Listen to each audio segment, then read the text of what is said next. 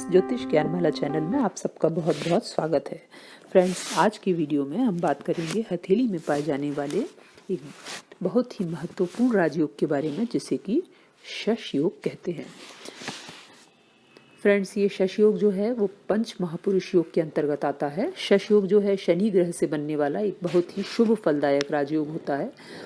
Friends, इसके पहले की वीडियो में मैंने कुंडली में शश योग के ऊपर भी एक वीडियो बनाया था और उसमें हमने ये देखा था कि जब जन्म कुंडली में शनि अपनी मजबूत स्थिति में, यानी कि कुंडली के केंद्र भावों 1, 4, 7 या 10 में अपनी स्वराशि में या फिर उच्च की राशि तुला में स्थित होता है, तो वह शश योग का निर्माण करता है। इसी तरह फ्रेंड्स, हथेली में भी हम शश योग को बड़ी ही आसानी से पहचान सकते हैं। और इसके लिए सबसे पहली कंडीशन ये होती है कि जो मिडिल फिंगर है, जिसे कि हम शनि की उंगली कहते हैं, इसकी लंबाई अच्छी होनी चाहिए, तो ये काफ़ी शुभ माना जाता है। और इसके साथ ही साथ शनि पर्वत, जो कि इस शनि की उंगली यानी कि मिडिल फिंगर के नीचे वाले स्थान को कहते हैं, ये शनि पर्वत कहलाता है। तो यदि ये पर्वत सहज रूप से उभार लिए हुए हो, यानी कि ज़्यादा उभरा भी ना हो और ज़्यादा दबी स्थिति में भी ना हो। इसके अलावा शनि पर्वत पर कोई भी अशुभ चिन्ह नहीं होने चाहिए, जैसे कि यहाँ पर कोई आड़ी रेखा या फिर कोई कट्स वगैरह या फिर यहाँ पर तिल वगैरह के चिन्ह नहीं होना चाहिए। यानी कि ये शनि जो पर्वत है वो पूरी तरह से निर्दोष स्थिति में होना चाहिए। इसके अलावा फ्रेंड्स, शश योग देखने के लिए हमें दूसरी कंडीशन ये भी देखनी चाहिए कि कलाई पर यहाँ पर 3 मणि बंद रेखाएं, इस स्थान पर 3 मणि बंद रेखाएं जिनकी हथेली में होती हैं, और यहाँ से एक भाग्य रेखा मछली नुमा आकृति लेती हुई, इस तरीके से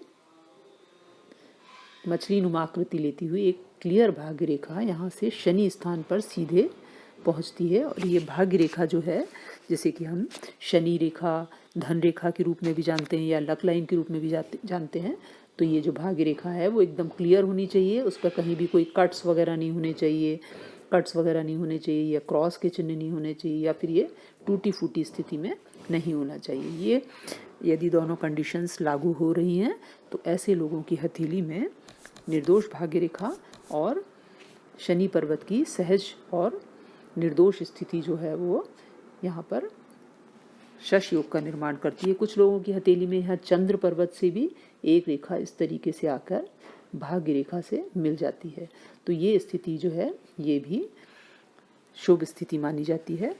और ये जो शश योग है, जिन लोगों की हथेली में बनता है, ऐसे लोग जो है वो उनमें सभी तरह की भौतिक सुख सुविधाएं, जैसे भूमि, भवन, धन दौलत, नौकर चाकर, ये सभी सुख सुविधाएं उनके जीवन में उन्हें ज़रूर मिलती हैं।